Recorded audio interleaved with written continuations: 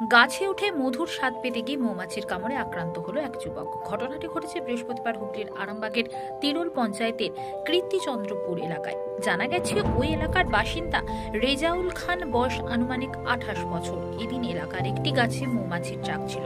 সেই মতো মৌমাছির চাক থেকে গাছে উঠে মধু পাড়তে গিয়েছিল যুবক।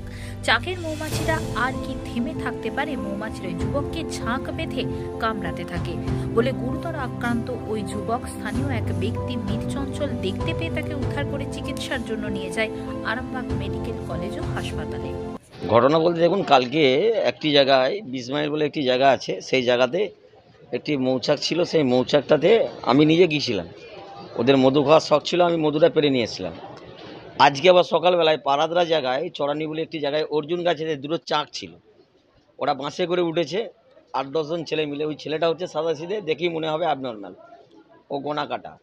এই মতো অবস্থায় ওকে গাছে তুলেছে, আর কি করেছে, গাছের ডালটা লেগে মৌচাকে আটকে গেছে। এবার মৌচাক কী করেছে, ওই গাছের মধ্যেই ওকে আক্রমণ করেছে মৌমাছি কামড়াতেই ও নিচেই পড়ে, নিচে পড়তে সঙ্গে সঙ্গে অজ্ঞান হয়ে যায়। ওকে বাড়িতে তুলে নিয়ে এসে কোয়াক ডাক্তারকে দেখিয়ে আমরা প্রাথমিক ট্রিটমেন্ট করি, এবার প্রচণ্ড বমি এবং সেন্সলেস হয়ে যায়। এই আজ সকালে পাড়াদারা। হ্যাঁ, গাছে উঠেছিল মধু পাড়তে। প্রায় 2-3 জন, তার মধ্যে বেশি। হ্যাঁ, আমি নিয়ে এলাম। আমার নাম মীর চঞ্চল, ওর নাম রিজাউল খান। 28 বছর, কীর্তিচন্দ্রপুর। ওটা পাড়াদরা, ওই কীর্তিচন্দ্রপুরের মধ্যেই।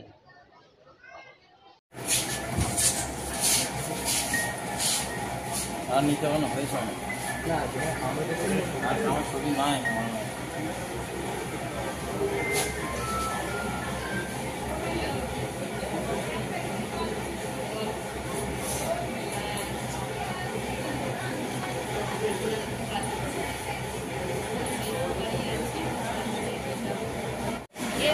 সবাই যারা গেছিল বলছে গাছের ডাল যেমন কেটেছে তেমনি মৌমাছিটা পুরো মাথায় গাছে উঠেছিল। হ্যাঁ, গাছে উঠেছিল।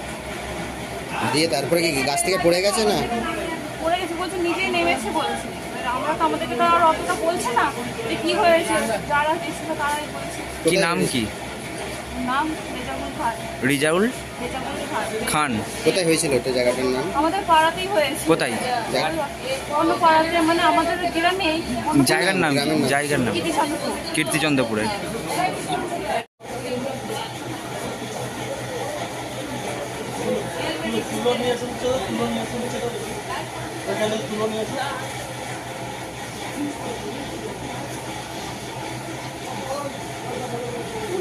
তুলো চাইছে, তুলো এই মুখ